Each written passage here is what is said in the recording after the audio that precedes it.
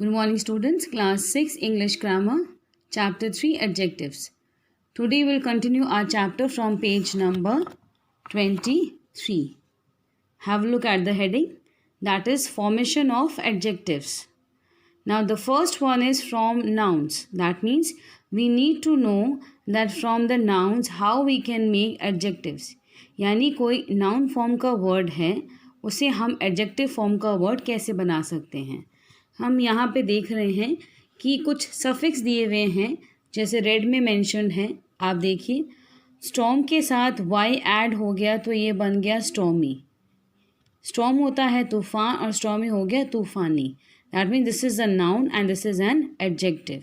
इसी तरह यहाँ पे एनवी बन गया एनवियस. एनवी यानी दुश्मनी, एनवियस यानी दुश्मन, यानी जो दुश्मन है हमारा एनवियस है, हमसे जलता है. ओके तो यहाँ पे ये जो रेड में दिए हुए हैं ये सफिक्स हैं. सफिक्स मैंने पहले भी आपको समझाया है.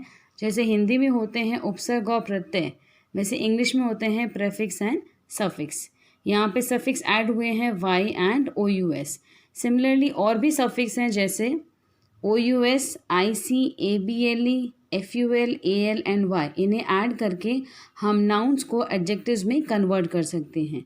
यहाँ एग्जाम्पल दिया है play becoming playful, music becoming musical, like is likeable, scene is scenic. Now let's talk about from verbs. जो verb form के words हैं उनसे हम adjectives कैसे form करेंगे. Again we have to add some suffix. यहाँ पे कुछ suffix के example दिए हुए हैं जैसे able और ibl, ive, leess, and you can see one more is given here, ful, full. यहाँ पे मूव का बन गया मूवेबल, एक्सप्रेस बन गया एक्सप्रेसिव, अंडरस्टैंड बन गया अंडरस्टैंडेबल, टॉक बन गया talkative, flex becoming flexible, tire becoming tireless. So इस तरह हम सफिक्स ऐड करके नाउन्स, वर्ब्स और अदर एडजेक्टिव्स को दूसरे एडजेक्टिव वर्ड में कन्वर्ट कर सकते हैं. अब यहाँ पे एडजेक्टिव्स हैं जैसे टू, इसमें एक और सफिक्स ऐड करके हमने इसको अनदर एडजेक्टिव बना दिया है, that is meaning two fold, यानी टू फोल्ड वाला. Crisp, crispy. There are more suffix like some, fold, y, I S H N L Y. तो सिक का बन गया सिकली, एल्डर का बन गया एल्डरली, ब्लैक का बन गया ब्लैकिश, होल का बन गया होलसम. ठीक है, अब हम यहाँ पे देखते हैं हमारी नेक्स्ट हेडिंग है formation of antonyms. Only adjectives of quality can have antonyms and synonyms. यानी हमने जो डिफरेंट टाइप्स ऑफ एडजेक्टिव्स को स्टडी किया था उसमें जो एडजेक्टिव्स ऑफ क्वालिटी हैं सिर्फ हम उन्हीं के एंटोनिम्स और सिनोनिम्स फॉर्म कर सकते हैं. एंटोनिम्स क्या होते हैं? Antonyms are words opposite in meaning to a given word और फेस. सिंपल लैंग्वेज में अगर मैं बताऊं, जो ऑपोजिट्स हम पढ़ते हैं जैसे बिग का ऑपोजिट स्मॉल, तो वो होते हैं एंटोनिम्स. यहाँ एंटोनिम्स कैसे फॉर्म किए गए हैं आप देखिए. यहाँ पे कुछ प्रेफिक्स, यानी जैसे मैंने बताया हिंदी में उपसर्ग कहते हैं, वो ऐड करके हमने वर्ड का ऑपोजिट वर्ड बना दिया. जैसे हैप्पी का बन गया अनहैप्पी, ऑनेस्ट का बन गया डिसऑनेस्ट, इम्पॉर्टेंट का बन गया अनइम्पॉर्टेंट, कंफर्टेबल बन गया अनकंफर्टेबल. सो ये हैं आपके प्रेफिक्स जिन्हें आप वर्ड के पहले यूज़ करके एक उसका ऑपोजिट फॉर्म कर सकते हैं. They can also be made by adding suffix. कई बार हम सफिक्स यानी वर्ड के पीछे बाद में after the word we can add it up and make the opposite of the given word.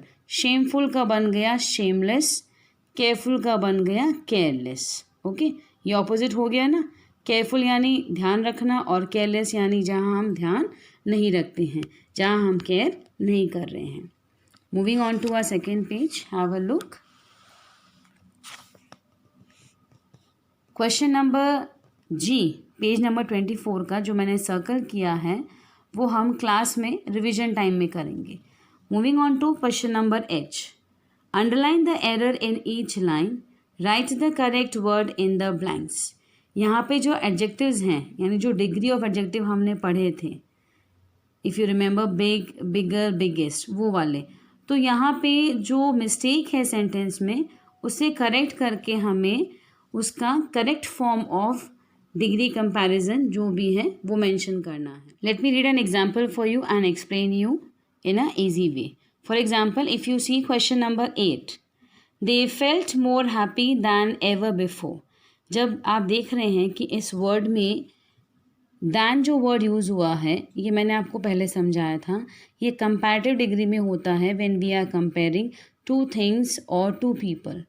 That means जहाँ दैन है वहाँ हमारा कंपैरेटिव डिग्री ऑफ एडजेक्टिव आएगा। That means more happy is the error. इसकी जगह हमारा करेक्ट आंसर है happier. You can have a look, HAPPIER. This way you will have underlined all the errors here and mention the correct answer in the given blanks. Now moving on to the practice exercises. Again, this question number A also we will do during our revision period. Okay. Now moving on to question number B. Look at the pairs of sentences. Complete the second sentence with the adjective form of the highlighted word in the first sentence. यानी यहाँ sentences में जो word, एक word highlight किया हुआ है, हमें उसका second sentence में जो adjective form है वो change करना है. Okay? You can have a look. For example, clowns are comic character. Their acts are comical. आपने देखा जैसे हमने हमारे अभी जैसे स्टार्टिंग में हमने देखे थे कि नाउन से एडजेक्टिव बन रहे हैं, वर्ब से एडजेक्टिव्स बन रहे हैं, एडजेक्टिव से और अनदर एडजेक्टिव फॉर्म हो रहे हैं. सो यहाँ पे कॉमिक का बन गया comical. I have added AL as a suffix and it becomes an adjective. Passion का बन गया passionate. Green is becoming greenish. Wood is becoming wooden. Studies is becoming studious. Okay. Question number C. Rearrange the adjectives in brackets in the correct order and rewrite the sentences correctly. One has been done for you. Bracket में जो adjectives दिए हुए हैं, okay, ये proper sequence में नहीं है. जो हमने हमारे प्रीवियस वीडियो में करेक्ट ऑर्डर फॉर्म जो समझा था एडजेक्टिव का, कि जहाँ पहले हमें, I show you the page number if you can सी, ये जो ऑर्डर फॉर्म हमने सीखा था, इसके अकॉर्डिंग जो ब्रैकेट में वर्ड्स दिए हुए हैं हमें इन्हें करेक्ट ऑर्डर में रीअरेंज करके सेंटेंस को दोबारा लिखना है. जो एग्जाम्पल दिया हुआ है, I read it out. Mother is very fond of her sari. यहाँ पे ब्रैकेट में वर्ड्स दिए हुए हैं Jaipuri, new, red. Now we have to rearrange this 3 adjectives in correct order form. Mother is very fond of her new, red, Jaipuri sari. हमने पहले बताया कि वो उसकी एज क्या है, यानी नई है या पुरानी, new. Then comes the colour and then comes the origin, यानी वो साड़ी कहाँ की है, दैट इज़ जयपुरी. सिमिलरली मैंने जो सॉल्यूशंस यहाँ पे किए हैं, it was a Turkish beautiful square रग. तो मैंने इसको लिखा है it was a beautiful square Turkish रग. ब्यूटिफुल हो गई उसकी क्वालिटी, स्क्वायर हो गया उसका शेप, और टर्किश हो गया उसका ओरिजिन. यानी जो ऑर्डर फॉर्म था मैंने उसे फॉलो किया है और इस सेंटेंस को रीराइट किया है. हमने इनमें दिए गए एडजेक्टिव्स को उनके प्रॉपर ऑर्डर के अकॉर्डिंग लिखा है. Third is, did you see those 5 beautiful golden. 5 आ गया हमारा नंबर, ब्यूटिफुल आ गया हमारा क्वालिटी, और गोल्डन हो गया उसका कलर. क्लियर. इसी तरह मैंने ये सारे क्वेश्चंस सॉल्व किए हैं. You can see the solutions. I will show you very slowly. Please make sure that you are writing in a very good handwriting, not making any kind of untidiness in your book, and dates are mentioned on every page. Moving on to our next exercise, that is question number D, जैसा page number 24 में हमारा question number H था, same वैसे ही है। यहाँ पे भी हमें जो एरर है सेंटेंस में उसको अंडरलाइन करनी है और उसका जो correct degree form of comparison है उसे यहाँ पे आंसर ब्लैंक्स में मेंशन करने हैं। You can have a look. I read the first sentence for you. He lives the far from the library. He lives the far यानी वो library से बहुत दूर रहता है, तो फार वर्ड रॉन्ग है यहाँ पे। इसका आंसर होगा फारदेस्ट यानी सबसे दूर। क्लियर। इसी तरह मैंने सभी सेंटेंसेस के एरर्स को अंडरलाइन किया है, you can have a look, और इनके करेक्ट डिग्री ऑफ कंपैरिजन को यहाँ पे मेंशन किया है। क्लियर।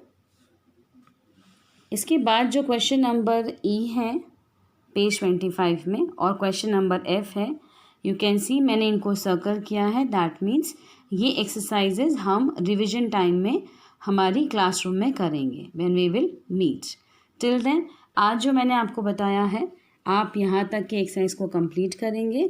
हमारा ये चैप्टर आज ओवर हो गया, क्योंकि ये सभी चीज़ें इवन दिस कॉम्पोजिशन ऑल्सो हम क्लासरूम में डिस्कस करेंगे।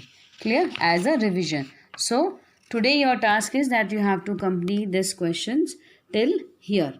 ये क्वेश्चन नंबर डी जो पेज 25 में है यहाँ तक आपको कंप्लीट करना है। ओके, होपफुली आपको समझ में आ गया है। If you have any queries WhatsApp group में आप मुझे मैसेज करके पूछ सकते हैं। Till then take care.